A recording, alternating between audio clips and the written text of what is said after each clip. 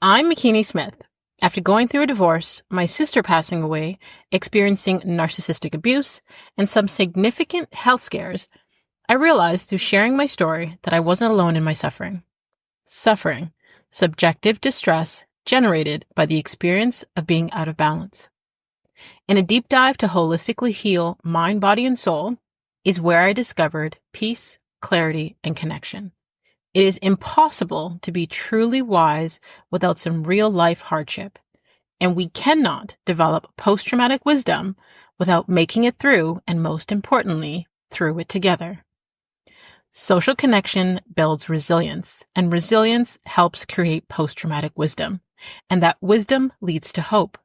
Hope for you and others witnessing and participating in your healing, and hope for your community. A healthy community is a healing community, and a healing community is full of hope because it has seen its own people weather, survive, and thrive.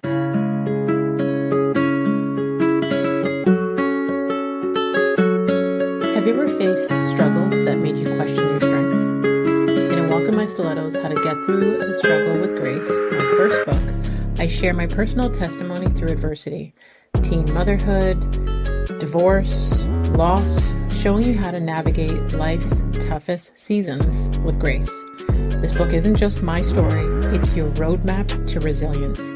So get your copy today and start walking in your own power. You can grab a copy on Amazon or at mckinney.com. Today's guest is Lisa Marie Lovett. She's a poet, writer, photographer, and speaker passionate about storytelling, healing, and mental wellness. With over a decade of professional photography experience, she captures powerful narratives that inspire reflection and growth. Holding a Bachelor of Science in Psychology and pursuing a master's in the field, she blends academic insight with creative expression to explore themes of faith, self-care, and personal transformation. Through her platform, Seasoned Dialogue, she shares vocal hugs, spoken word, and poetry centered on God, peace, and healing. Lisa Marie uses her journey to encourage others, making her a guiding voice in the wellness and creative space. Please welcome to the show, Lisa Marie. Hey. Thank you so much again for agreeing to share your story, your wisdom, and your expertise with us. I do not take your time lightly. I strongly admire every person that I've asked to be on this podcast. So I know that there are a million places that you could be right now, and you've chosen to be here. And I am excited for the experience that we're going to co-create for the listeners. So thank you again. Thank you so much. So I originally, I started following you. I think it's been over a year, for sure. Probably a lot longer. And interesting enough, how I was brought to your page is someone had shared one of your poems with me.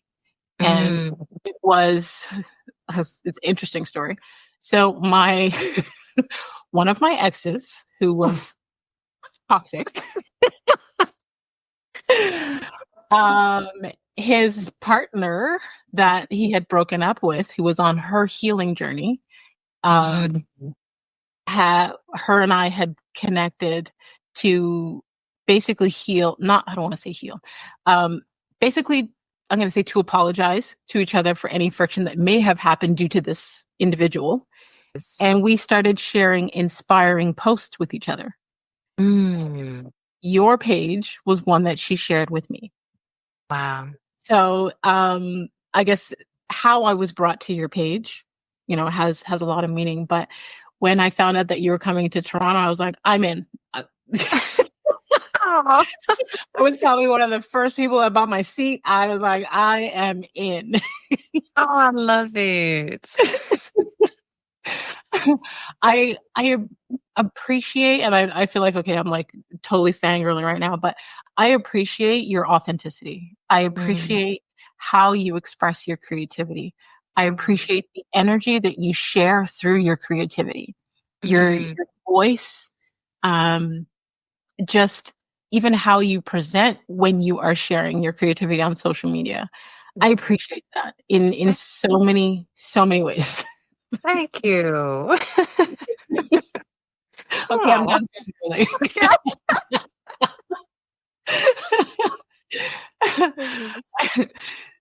So I love to start the show with an icebreaker question because I love to get to know you on a deeper level before we Sure. get to know who you are today. I love to ask about your childhood because I feel like as kids we have these vivid imaginations of who and what we want to be as a child, and then whether it be unintentionally our family, our environment, society that shifts Mhm. that view that we had or shifts our vivid imaginations and tells us that we need to be realistic or Mhm. conform to something else. So Mhm. I would love to know who or what did Lisa want to be when she was a little girl? Oh, girl, I wanted to be Whitney Houston. Come on, don't do it. I idolize Whitney Houston. I do sing, but baby, I ain't finna sing. Um, but it was her. So my mom and dad, that's back in the day when they had vinyls, right? So Mhm. they had a plethora of albums, but my dad loved Whitney Houston. And I would look at these album covers of her and I thought how beautiful and graceful this woman actually was. She was a little tiny thing, but she had a voice that was so larger than life. And I would literally like watch her on the screen and just say, this is the most beautiful woman. But then again, I identified that she was a brown skinned woman as well, right? And then she would keep her hair short and she have it big. And she was just larger than life. It wasn't so much of it wasn't so much of her voice. I think it was her angelic presence Mm. and the way that she just poured out. And also she was just a beautiful, beautiful woman to me. Yeah. Mhm. I So I love want to be Whitney Houston, baby. it. Okay, so Whitney Houston symbolizes so many things. Her voice, her creativity, her beauty, all of those things.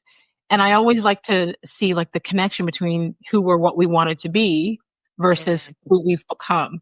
So what inspired you on your journey into poetry, writing, and all the creative ways that you express yourself today? Two parts. So my dad was he loved to like draw, illustrate. He was more artistic. He was an artistic Leo. Mm. So he loved music, he loved building. He had a love for the arts. My mom was very, very educated. So she was always reading something, studying, and so she poured that into me.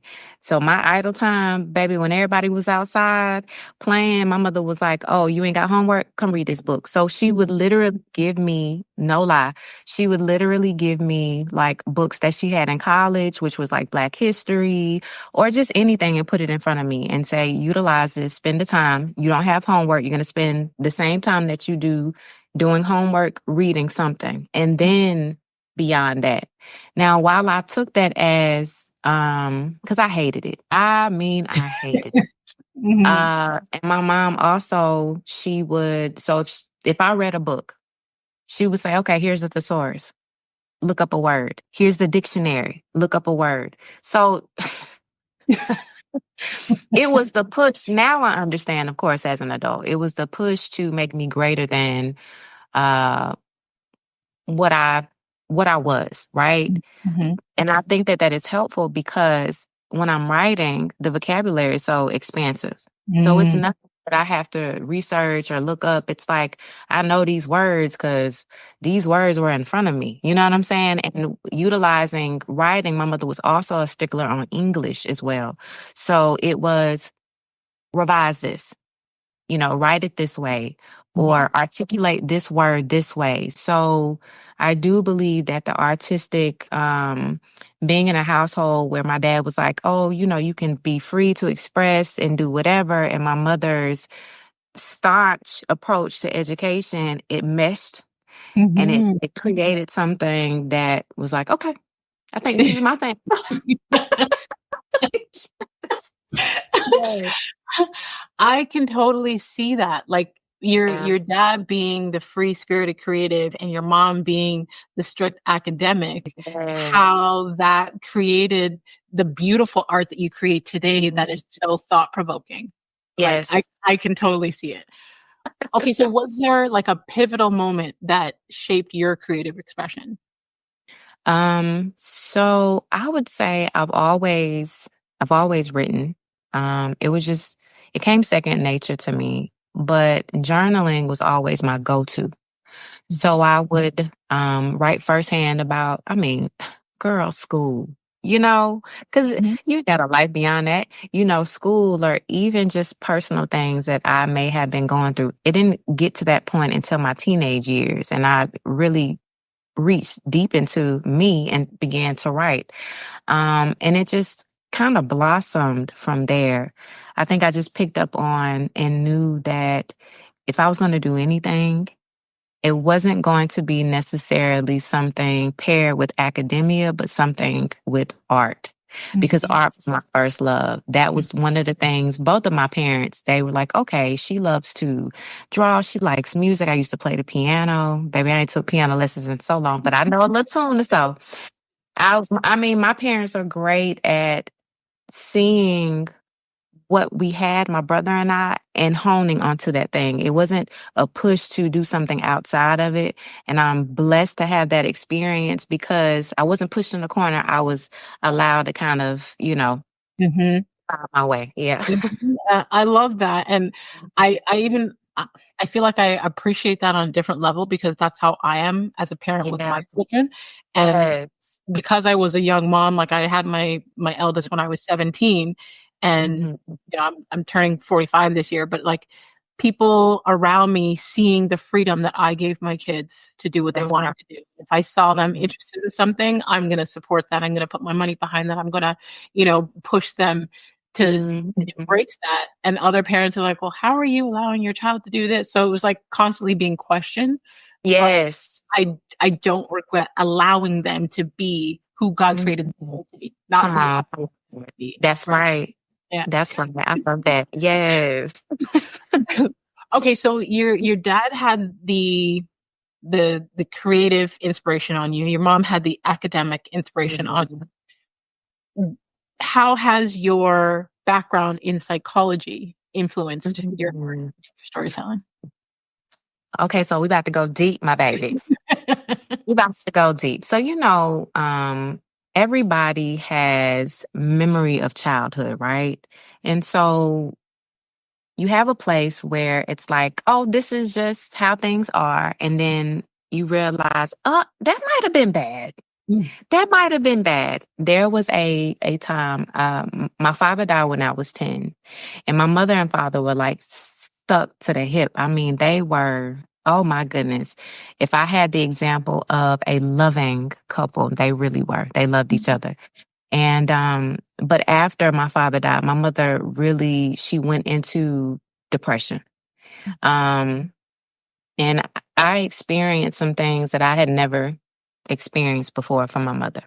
Um, Not realizing that at the time, again, as children, we kind of just we soak in what we see, and our understanding doesn't go beyond that point in which we are.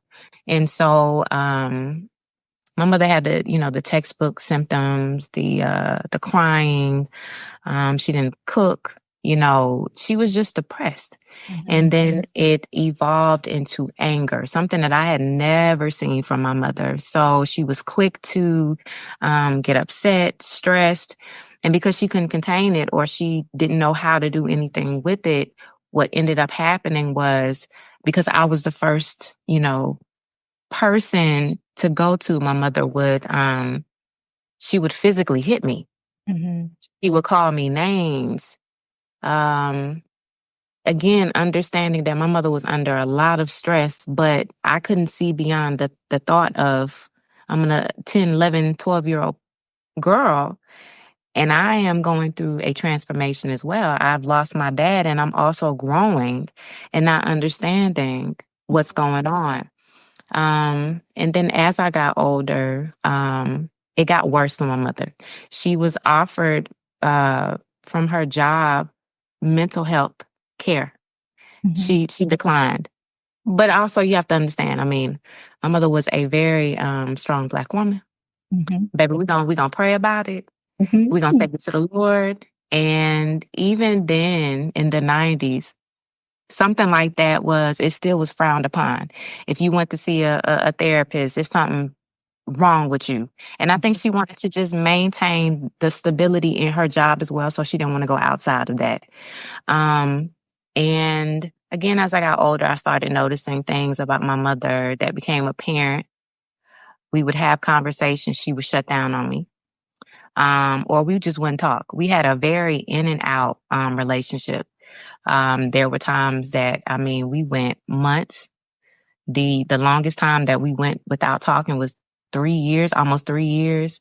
And that's when I recognized that my mother didn't have she didn't have the bandwidth nor the capacity to hear me. I was no longer like I'm her child, but I'm also an adult. And so when I wanted to meet her in conversations where we could have an understanding or talk about things that still affected me as a young woman, it was a pushback. And it's hard when you can't have a conversation about that. And so when I went back to school, I said, I didn't know at the time what I actually wanted to, because initially I went for journalism.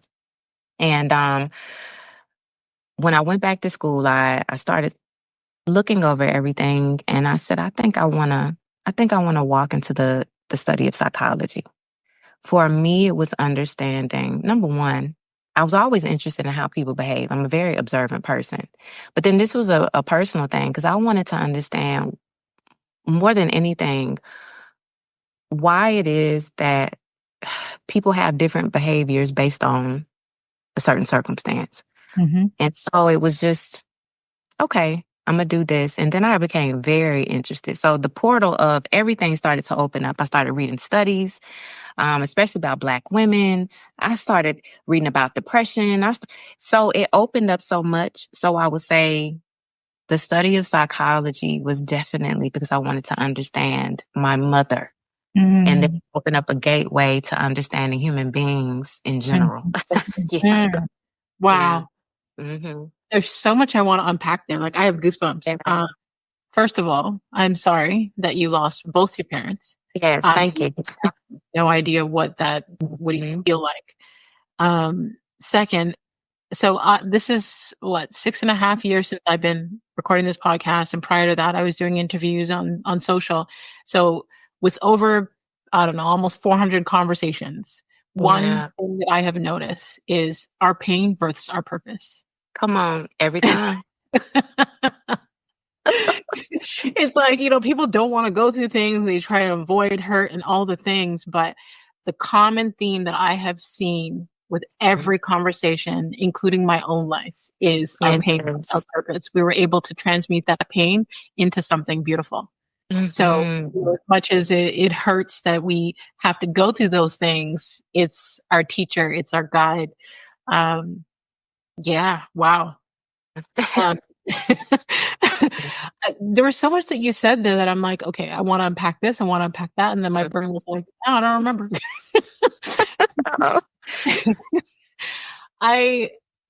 When you shared that story at the event in Toronto, like I was in here, and I feel like sometimes when we can deeply relate and connect to someone's story and see how it fits within ours, like our level of empathy, not only for that person, but it helps us even understand our own situations. Yes. And when you were sharing that experience of, understanding your mother even after she passed, about how she was processing her pain, and you now evolving as a woman to have that awareness to even understand, okay, it wasn't intentional. It was her hurt. It was her trauma. It was her grieving, and how that was expressed, right? But when we're young, we don't see it that way. We don't understand that way. We like our reaction to a situation is not necessarily reacting to that situation. It's our interpretation of that situation, right? Yes. So what she was expressing to you as a child could have felt like, my mom doesn't love me, or she doesn't care about me, or any of those things. But you now have evolved and are aware enough to understand she was hurt. She was processing. And, even if we dig into like neuroscience and the study of human behavior, it's like there are parts of her brain that probably couldn't even process or understand what it is that she was doing. It's like, we're not saying that it was okay, but having an understanding of it so that we can have grace and compassion for that person, right? Like, And forgive. And and forgive. forgive and Yes. forgive. Yes. Mhm. And the reason I was so emotional when you told that story, I'm going to try not to cry now because Mm. um, is because, so like I said, I had my first child at 17. Mhm. So I was a young mom.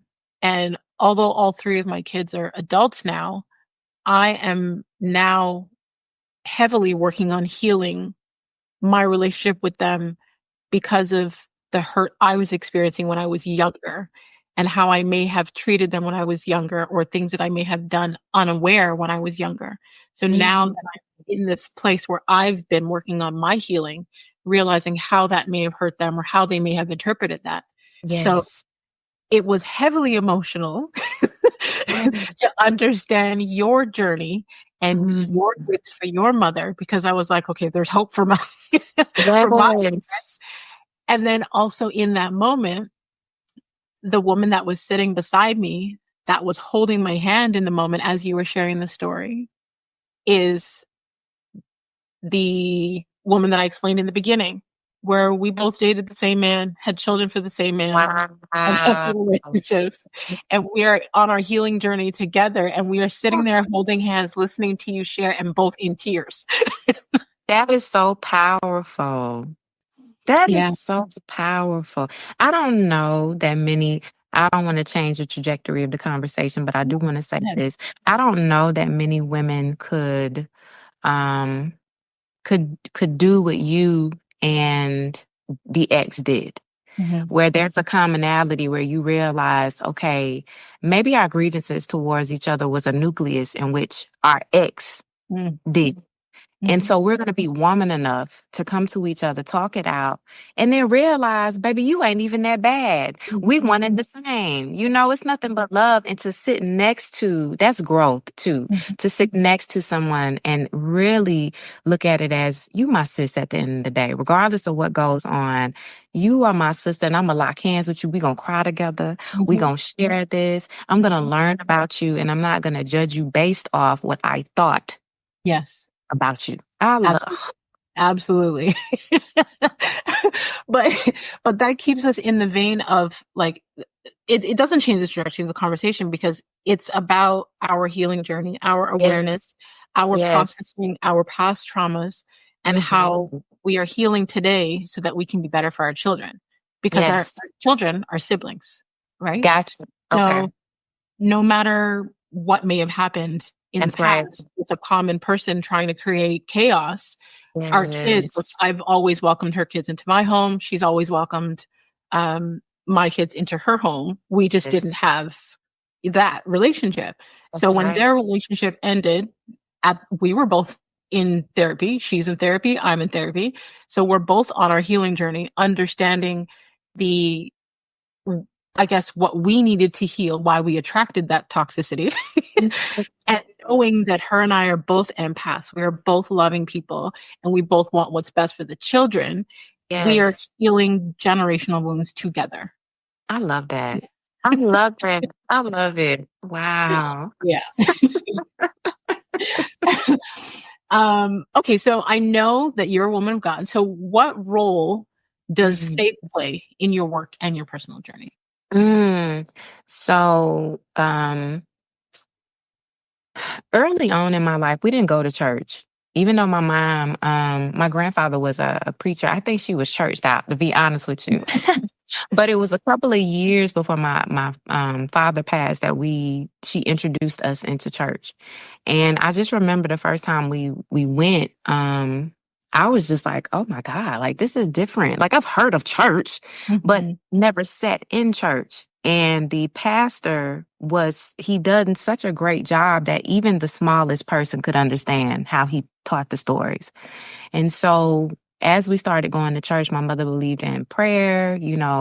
She taught me how to pray, and it was just something that I clung on to. I also say that prayer was a sense of hope and also kind of a meditation for me, right? Especially in the teenage, young adult years. I knew that I just felt this overwhelming feeling of spirit whenever I prayed, that I knew that I wasn't alone, regardless of what I was going through. I may have been going through things alone, but I just always felt like there was a presence there. And so I never wanted to steer off of including God into my life.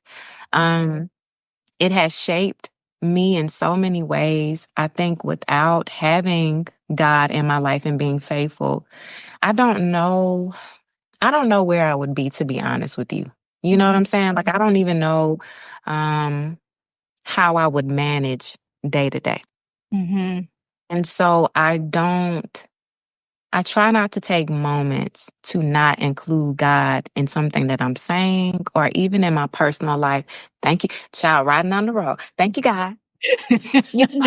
I know you hear it. It's become so customary for me. It's not just to do. It's a part of It's my your life. identity. Yeah, it's a part of you. Yes, Yeah. absolutely, It's absolutely. And then, it's I know too, as I shared with y'all when I was in Canada, girl, I had this whole thing. I had it written down.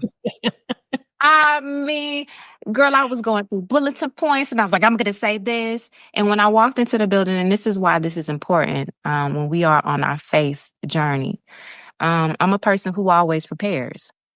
So I had everything together, but when I walked in the building, I didn't even see the women in there. I just saw the building itself. And there was like this massive rush that came over me. And me and my best friend were talking, and I was like, girl, I don't even know what I'm going to do, because the spirit said, this ain't what you're supposed to be talking about, what you got on your tablet.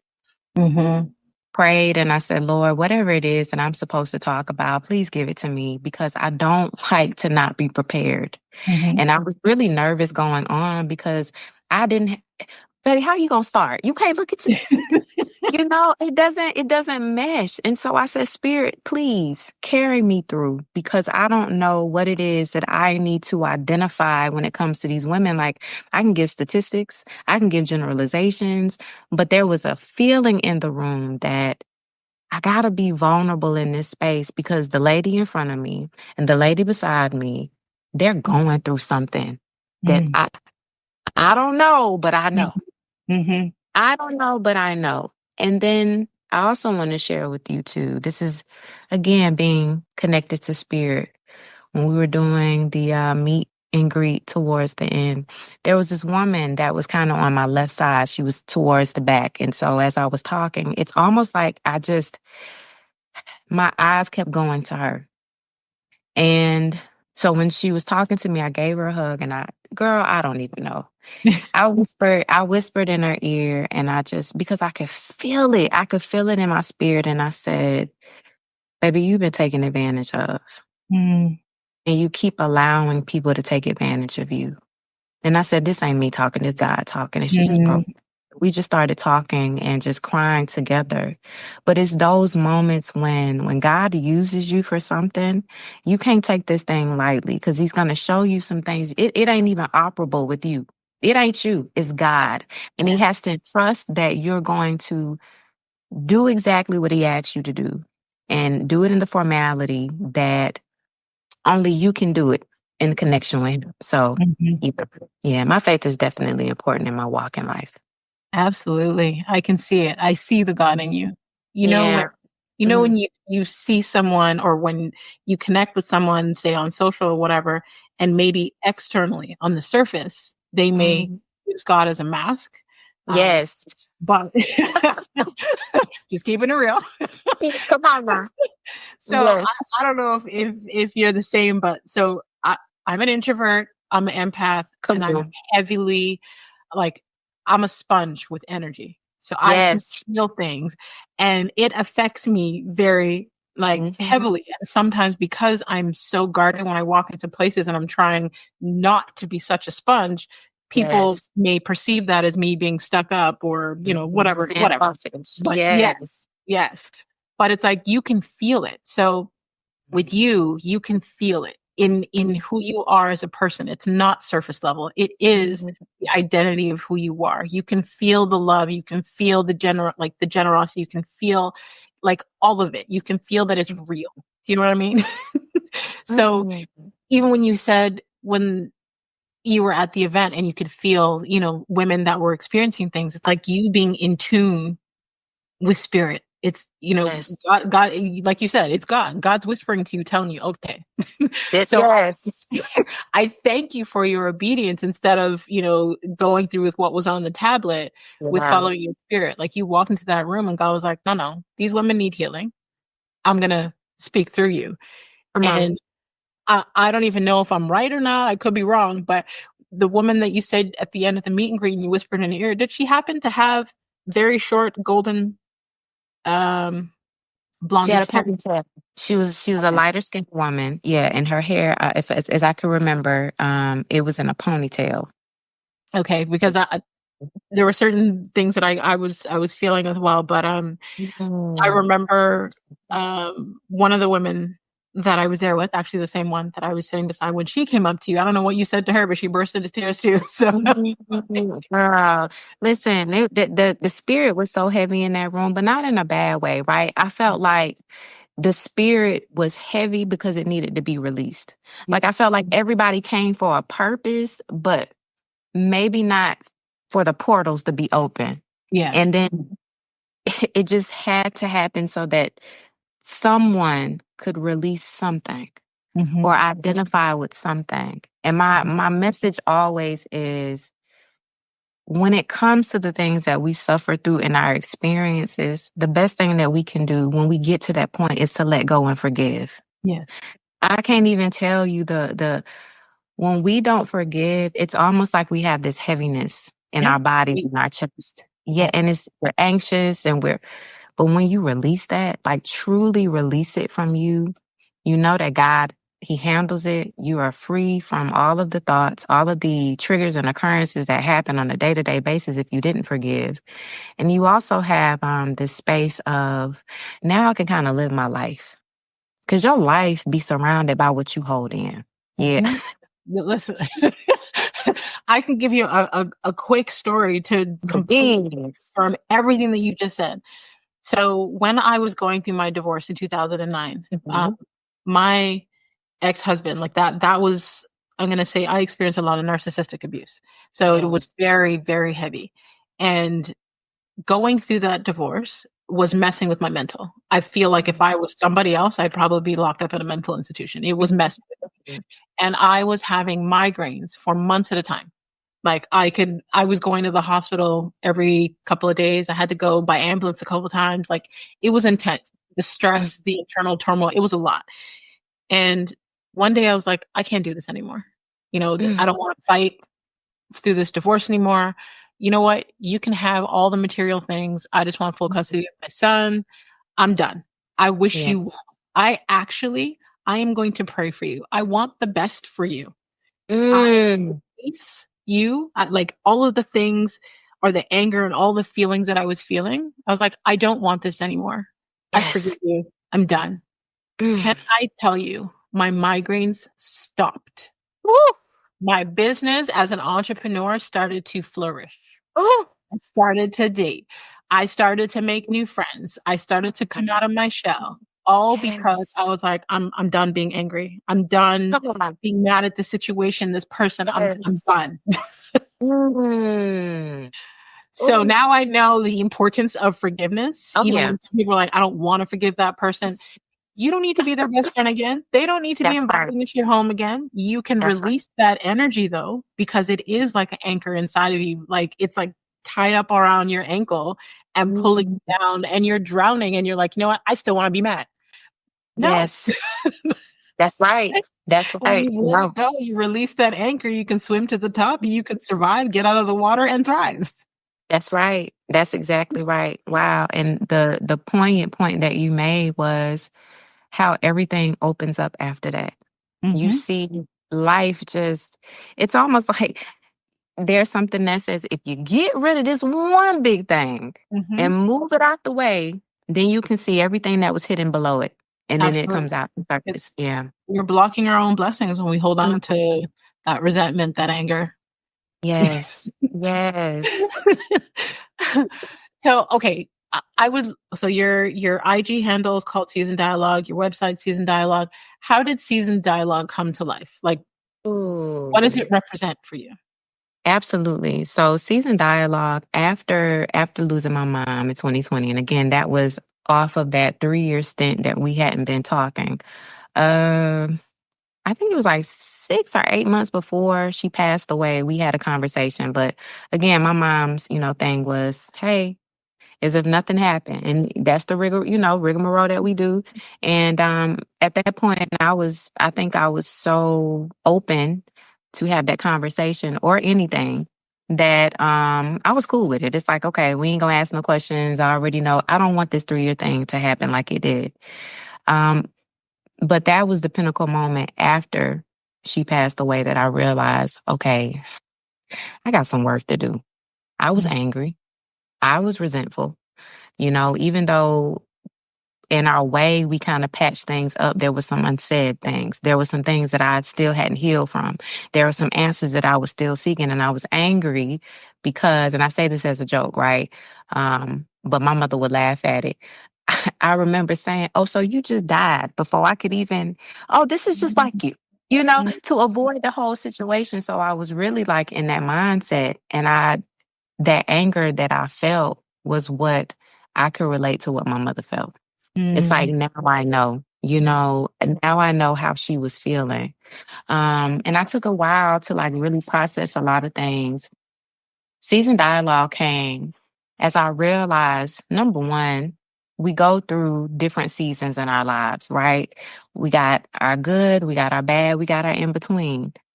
The other thing is, as a woman, I feel like I'm more seasoned in every situation that I have been through. Um, the bad, just like we were talking about, what we perceive as our bad always fosters into our good if we learn the lesson. Mm-hmm. So as a woman that is seasoned, okay, there's some wisdom that I picked up along the way, even throughout my whole entire journey as a woman. But then the last couple of years, God really was showing me something. And then the other thing was, just to throw it in there, I was like, baby, I'm from the South. Okay. Mm-hmm. We love our seasoning. So Yeah. every lesson was like, it was seasoning on something that had to be presented to someone. It was in perfect shape. Dialogue is what we do back and forth as we converse and have a conversation. So, seasoned dialogue for me just fit. I wrote it down. I looked at it. I said, I like that. And then I said it out loud. I was like, seasoned dialogue. Okay, that works. We're going to stick with that. I love even the depth of how you even explain that. It's like that was Yes. poetry in itself. Like, Come on. so okay, I love how you share your story, your experiences, your expertise, your wisdom. Has there ever, I guess, okay, no, how do you navigate Mm. the balance between vulnerability and privacy when sharing your personal experiences? Honestly, I pray before I even say a thing. So, in an intimate conversation with the person, right? If they opened up something to me, because here's the thing that I learned about people, they feel safe enough when they're in a space where they can trust the person, even if they just met you one time. Mhm. So, when someone opens up and they become vulnerable, I meet them where they are. So Mhm. you share a little bit, and then if it's congruent to what I experience, and then I'll share that. Mhm. I see you. Mhm. It's not asked for, I don't give. Mhm. Um, but if it's something that, like if I share on my podcast or if I'm just sharing through a piece, I'm over that. So I Mhm. can share it. Yeah. It doesn't trigger me anymore. I feel free. And that freedom to say it out loud means it's good in my heart, baby. I really Mhm. see the Yeah. atmosphere. It's I love that. I love so much. Um, Mhm.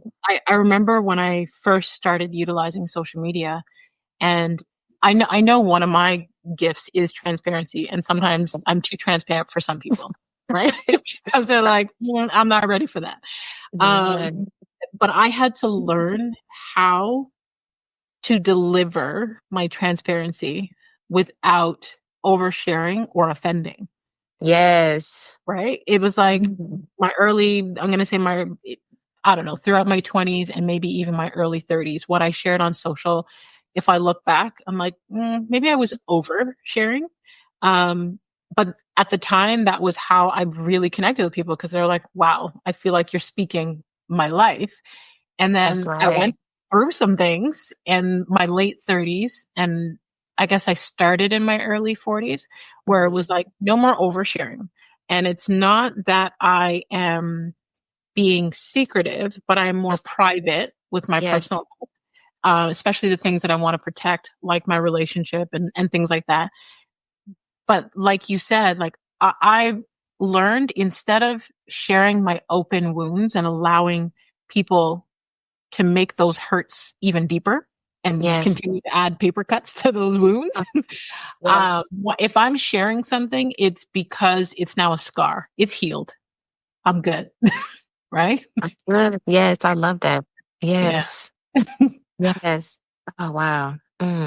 How would you say your creative work has evolved over the years? Mm.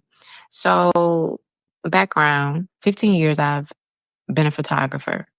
And I would photography is a ministry as well, right? So I would Mhm. have women that would come in and they might have divorced, they may have ended a relationship with a boyfriend, and we end up talking. And they would always say, instead of you being behind the camera, one day you're going to be, these were people planting seeds. You're Mm. going to be in front of the camera. And the creative nature of it all was, I already know my camera. Mhm. I think that when I started the podcast, the audio podcast first. And it was a way to just go through and talk about experiences and be open. I had a woman she was following my podcast and she said, I know you don't know me, but God told me to tell you, because she was following my personal page. And she said, God told me to tell you to create another Instagram page Mhm.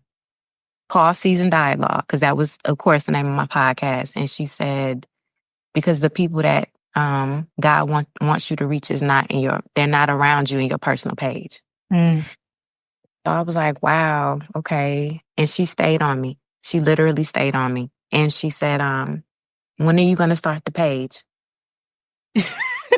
And I was like, wait. And then I finally did. Like, she literally stayed on me to the point, it wasn't annoying, but it was just like, I feel like this is a knock at the door. Mhm. And when I started, I think my first video, I just kind of did like a quote. I didn't even have my face in the camera. And she inboxed me and she said, I'm so proud of you. And she said, okay, now like the lady was like driving the whole car. And she was like, can you openly talk? Okay. But my thing has always been poetry. So Mhm. I said, okay, I'll weave this together through some of these episodes and I'll utilize the poetry. I wanted to create a space where not only was it I've been asked this question a lot. uh, before you'd see me face to Mhm. face with the camera. Why do you sit to the side? And I said, baby, God be talking. Mm. My thing is this too. Instead of concentrating on me, I want you to concentrate on the words. Mm. And then there was a little shyness, of course, with that because I was doing something that I felt like God was saying, okay, I need you to do this. When you're in a scary spot, you don't know what, you just do it. Mhm. I wanted to create something to where when someone listened, they felt like they were in the room with me. Mhm. They literally felt, and we were having a conversation. It wasn't a personalized thing. It was Now that I'm sharing something through poetry, I want you to feel it as deep as I do. And the creativity, I think it heightened maybe 10 times that, because I realized, okay, God, with all of the things that you have put in my life, all of this makes sense now. Mm-hmm. You were just wanting to get me to this place. And I thank you. Mm-hmm. Yes. I thank you. Mm-hmm. I Yeah. love it. That is Mm, so beautiful, honestly. yeah. That also inspires me because I am, as much as I'm a mindset coach, if like I call myself a mindset magician, like I can dissect, what people say and help them work through things. But I know myself right now, I'm still working through being on camera. So that's why my podcast is on. Mhm. That's why there's not a lot Yeah. of talk videos of me on Instagram. Um, so I'm inspired by Mm, what you just shared. And also, like you said, um, that that photography is also a form of ministry, right? And mhm. so when I was younger, my mom used to say that I'm going to be in ministry. And I was like, wrong child. I don't know who gave you that. Wrong child. Nope, not me. And Yes. as I have grown and evolved, the work that I do, I realize is a form of ministry. Come on. So I'm thinking about what you do. I'm thinking your poetry is a form of ministry, your photography is a form of ministry, your podcast is a form of ministry. I feel like, especially when people are over church, their, idea of ministry is, standing at the pulpit of a church. Everything is One one, Mhm. yeah, one way. They're like, God created us all unique and individual. Yes. And if he wanted us all to do the exact same thing, the exact same way, he would have just made a bunch of minions, Come right? on. Come on. Come on. So Yep. you are, this is Mm. your form of ministry, Mhm. and you are healing people. You are helping people. You are uplifting people. It's like, nah, goosebumps now. Woo. Ooh. I feel like sometimes we don't realize the impact that we're making. Mhm. Yes, I would agree. And especially because we're human, we're still experiencing life, 2025 can be 2025. And And like you is. said, like you said, right? Yes. But at the same time, if we get caught up in a situation or, what we're experiencing in that situation, we're missing out on seeing all the other blessings that are presently coexisting at the same time. Mhm. Like, I feel like I came out the womb experiencing chaos. Mm. But at the same time, I've been able to create a peaceful home. At the same time, I'm able to help people to heal. At the same time, I'm able to get people to reach goals that they never thought were possible. You know what I mean? Like, Yes. mm, I feel like we get boxed into these ideas of what things should be instead Mhm. of creating what it is that we desire, or Absolutely. creating what it is that people like us needed. Absolutely. Absolutely. I love that you said, listen, God could have just made us minions, and he could have. I believe in that everyone serves a purpose to meet whoever they're supposed to meet, where they're supposed to meet them. Mm-hmm.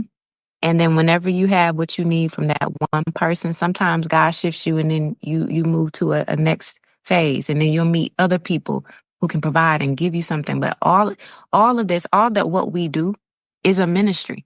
Mm-hmm. It is exactly a ministry. Everything that we have experienced and gone through, if you learn the lesson, it will help the next person who comes to you and says in openness, right? Because I'm sure it happens to you as well. They just start talking to you. Mm-hmm. Realize I can't leave that person talking. I got to meet them where they are. And then sometimes, too, it's not even necessary to speak. Some Mm-hmm. people just want you to hear, Yes, to be absolutely. listening, Yeah. and to be for them to be seen. So that is ministry as well. Yeah. Yeah. Oh, come on. Yes. Yes. Oh, gosh. I was just like, as you were saying that, I was thinking to myself, because I guess because of my nature of being more introverted, especially when I'm in public and people are talking, sometimes it's seen as me shutting down, but I'm listening, I'm right? listening. I'm listening. I don't feel the need to speak. I don't feel like Yes. in that moment that there's something from me that needs to be said. I feel like that person needs to be heard. I feel like Yes. that person also needs to hear their own thoughts come out of their own mouth, right? But that's important. And that's also a part of counseling and therapy as well. So there's this thing to where with humans, right? Like we keep this here. I'll give you an example. Okay, someone went through a traumatic experience, right? So they don't have someone to talk to. So they rehash these things in their head. It takes an opportunity. Maybe they're in a group therapy or just they ran into someone, right? And then they were seen. They talked about the situation. And many times we heal ourselves by openly speaking and there's clarity there. So you didn't even have to garner any conversation. A person hearing themselves speak and saying what hurt them and what I got to do to make myself happy or blah.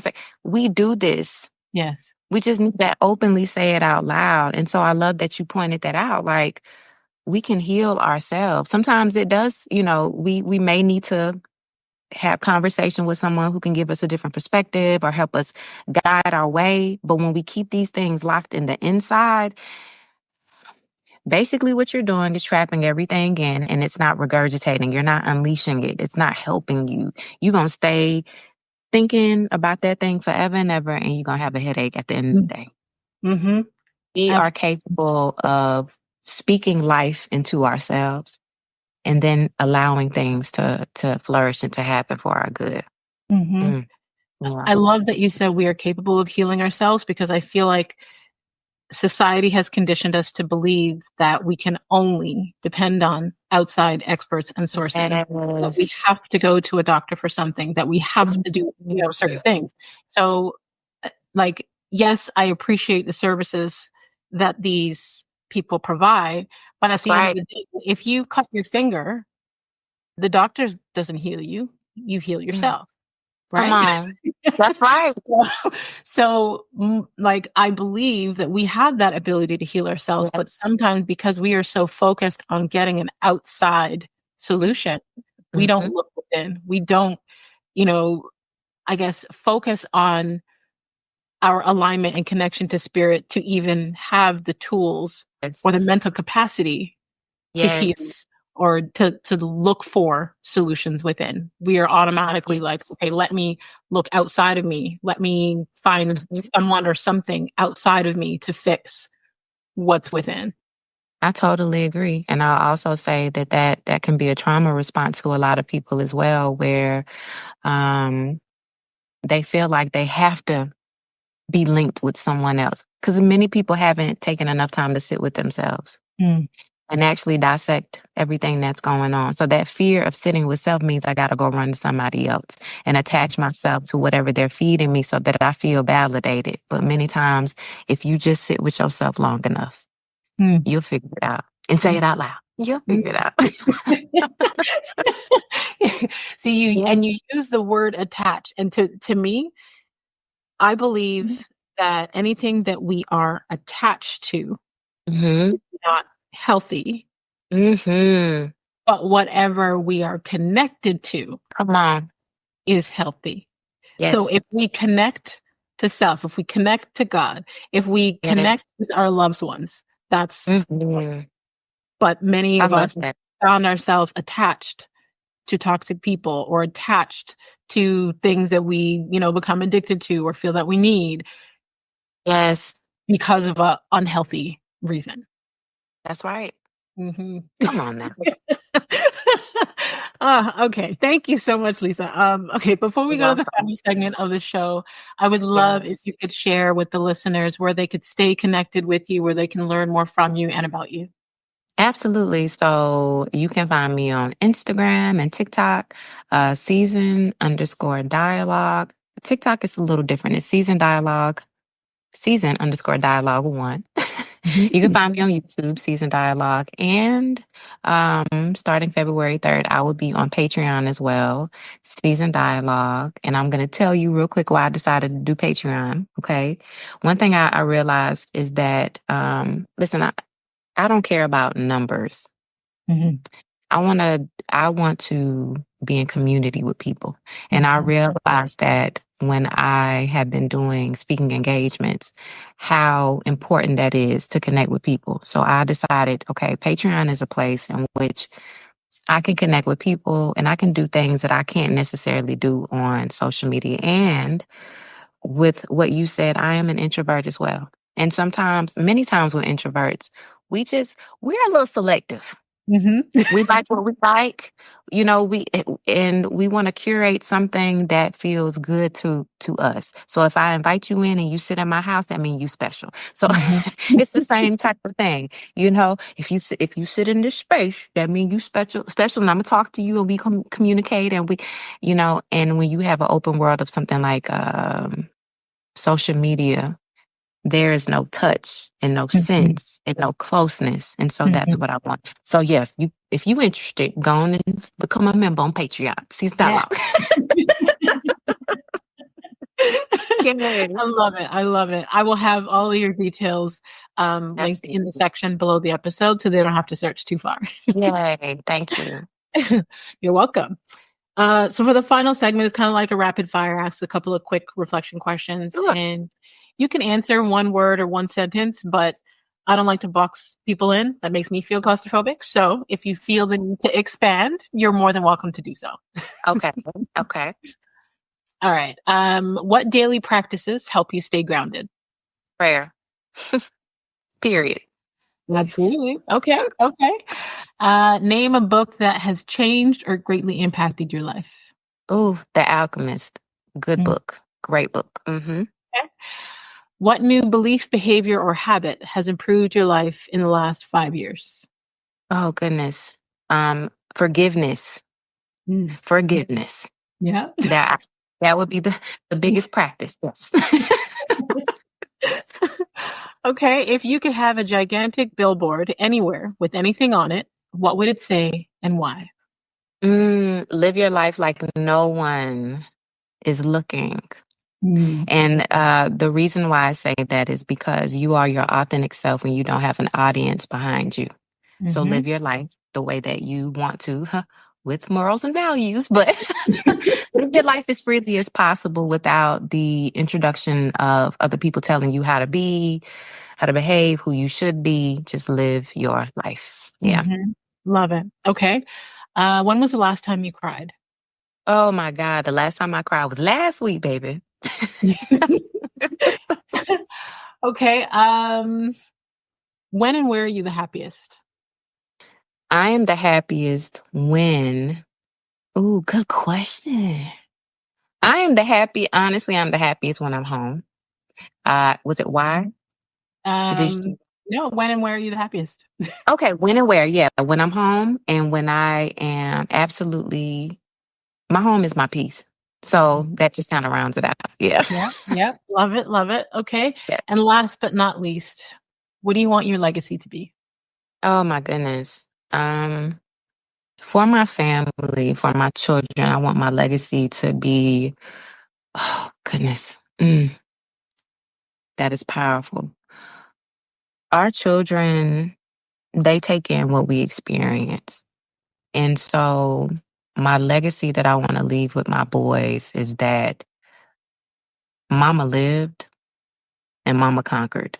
Mm, And I want to push that to them and their children. I don't want life to be a mediocre living. I want them to live life fully and have no regrets. mhm. I came, I conquered, baby, and I saw. Yes. Yes. Wow. Lisa Marie, thank you Yes. so much. I can't even tell you how much I have enjoyed having this conversation with you. I know the listeners are truly going to be blessed. Thank you so much. I appreciate you. Thank you for having me. You were an awesome host. Awesome. Thank you. Yeah, we over here just giggling, child. I love it. I love the energy. Ah. Thank you so much. And to all of you healers out there, thank you for tuning in. And because of you, we rank globally in the top 1.5% of most podcasts out there. There's over 3 million podcasts out there. So if today's episode resonated with you, please subscribe, rate the show, leave us a review, and let us know what aha moments you got from hearing Lisa's story, Lisa's wisdom. That's a wrap for today's episode. If you are looking for inspiration on overcoming challenges with grace, check out A Walk in My Stilettos, How to Get Through the Struggle with Grace. My personal journey is your roadmap to resilience, available now on Amazon or McKinneySmith.com. Now, I want to challenge you to think of 3 people that would benefit from today's conversation. Share this episode with them. Someone out there needs to hear Lisa's testimony. Screenshot this episode, tag us on Instagram. You can tag Lisa Marie at seasoned_dialogue. You can tag myself at Real McKinney Smith, and let's keep the conversation going. A healthy community is a healing community, and a healing community is full of hope. So let's continue to heal her.